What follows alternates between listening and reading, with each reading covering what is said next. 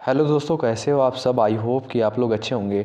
तो साथियों, आज की इस वीडियो के माध्यम से एसएससी जीडी एग्ज़ाम जो 23 जनवरी को पेपर हुआ था, उसमें जो भी सामान्य ज्ञान के प्रश्न पूछे गए थे, उन्हीं सारे प्रश्नों को हमने इस वीडियो के माध्यम से कवर किया है, जो कि इम्पॉर्टेंट है, आगामी परीक्षाओं के लिए बहुत ही महत्वपूर्ण है। ऐसे ही प्रश्न पूछे जा रहे हैं, तो आइए आप लोग इस वीडियो को पूरा कवर कर लीजिए और सारे क्वेश्चन को आप लोग रट लीजिए। देखिएगा, पहला क्वेश्चन साथियों पूछा गया था, पंडित बिरजू महाराज का संबंध किस शास्त्रीय नृत्य से है। कई परीक्षाओं में ये क्वेश्चन बना है, एसएससी जीडी की भी परीक्षा में प्रश्न पूछा गया। पंडित बिरजू महाराज का संबंध जो है कत्थक से है, ध्यान रखेंगे आप लोग, कत्थक से है। अगर आपसे पूछा जाए पंडित बिरजू महाराज का संबंध किस शास्त्रीय नृत्य से है, कत्थक से है, ध्यान रखेंगे। चलिए भाई, अगला प्रश्न देखेंगे। चलिए, फीफा का मुख्यालय कहाँ स्थित है। फीफा का मुख्यालय जो है ज्यूरिख स्विट्जरलैंड में जो है स्थित है, याद रखेंगे आप लोग। चलिए भाई, संवैधानिक उपचारों के अधिकार को संविधान का हृदय और आत्मा किसने कहा है। डॉक्टर BR अम्बेडकर जी ने कहा है, ध्यान रखेंगे। संवैधानिक उपचारों के अधिकार को संविधान का हृदय और आत्मा जो है डॉक्टर BR अम्बेडकर जी ने कहा है। चलिए, विधवा पुनर्विवाह के पक्ष में किसने आंदोलन चलाया। विधवा पुनर्विवाह के पक्ष में जो है ईश्वर चंद्र विद्यासागर ने आंदोलन चलाया। चलिए भाई, अगला प्रश्न देखेंगे।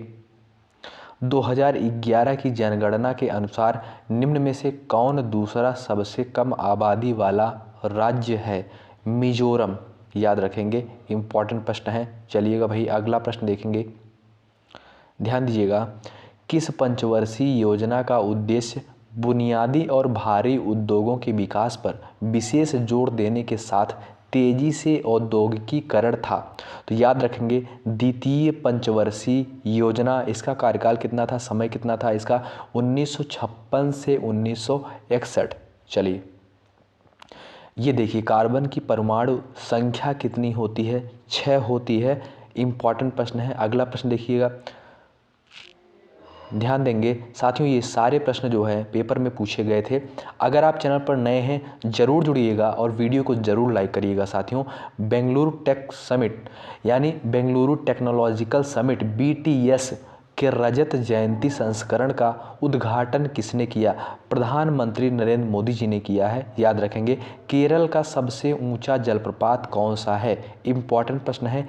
केरल का सबसे ऊंचा जलप्रपात जो है अथिरापल्ली जलप्रपात है। आइए भाई, प्रधानमंत्री कौशल विकास योजना स्किल इंडिया कब शुरू की गई। प्रधानमंत्री कौशल विकास योजना, इंपॉर्टेंट प्रश्न है, कई परीक्षाओं में क्वेश्चन पूछा गया है। 15 जुलाई 2015 को इसकी शुरुआत की गई, प्रधानमंत्री कौशल विकास योजना की। आइए, भारतीय चुनाव आयोग कौन से चुनाव करवाते हैं, याद रखेंगे। राष्ट्रपति, उपराष्ट्रपति, संसद और राज्य विधानसभा के चुनाव करवाते हैं। चलिए, अरुणाचल प्रदेश में मनाया जाने वाला उत्सव तोरग्या कितने दिन तक चलता है, याद रखेंगे। 3 दिन तक चलता है, 10, 11 और 12 जनवरी। 10, 11, 12 जनवरी को जो है अरुणाचल प्रदेश में तोरग्या उत्सव मनाया जाता है। आइए भाई, अगला प्रश्न देखेंगे।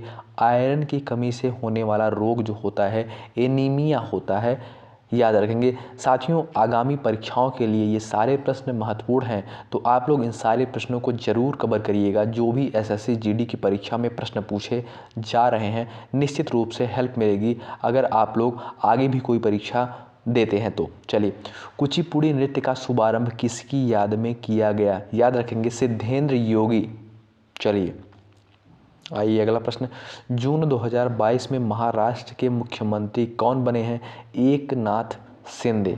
आइए भाई, अगला प्रश्न देखेंगे हम लोग। साथियों, अगर आप चैनल पर नए हैं जुड़ जाइए, फटाफट चैनल को सब्सक्राइब करके बेल आइकन को प्रेस कर लीजिए और अपने दोस्तों के पास भी वीडियो को शेयर जरूर करिएगा, जिससे उन्हें भी लाभ मिल सके। सिग्मोत्सव अथवा सिग्मो उत्सव भारत के किस राज्य में मनाया जाता है, याद रखेंगे, गोवा में। महत्वपूर्ण प्रश्न है। चलिए भाई, नवंबर 2022 में बिहार उपचुनाव के गोपालगंज विधानसभा क्षेत्र से किसने जीत दर्ज की। नवंबर 2022 में बिहार उपचुनाव के गोपालगंज विधानसभा क्षेत्र से किसने जीत दर्ज की है। कुसुम देवी ने। चलिए भाई, नाट्य शास्त्र की रचना नाट्य शास्त्र के रचयिता कौन थे? इंपॉर्टेंट प्रश्न है, कई परीक्षाओं में पूछा गया प्रश्न है, ध्यान रखेंगे। नाट्य शास्त्र के रचयिता भरत मुनि जी थे। चलिए भाई आइए, विश्व का सबसे लंबा लिखित संविधान जो है आपका अपने भारत देश का है, याद रखेंगे। विश्व का सबसे लंबा और लिखित संविधान जो है। चलिए अगले प्रश्न की तरफ बढ़ते हैं, देखिएगा। 2011 की जनगणना के अनुसार निम्न में से किस राज्य की जनसंख्या घनत्व सबसे कम है? मोस्ट इम्पॉर्टेंट प्रश्न।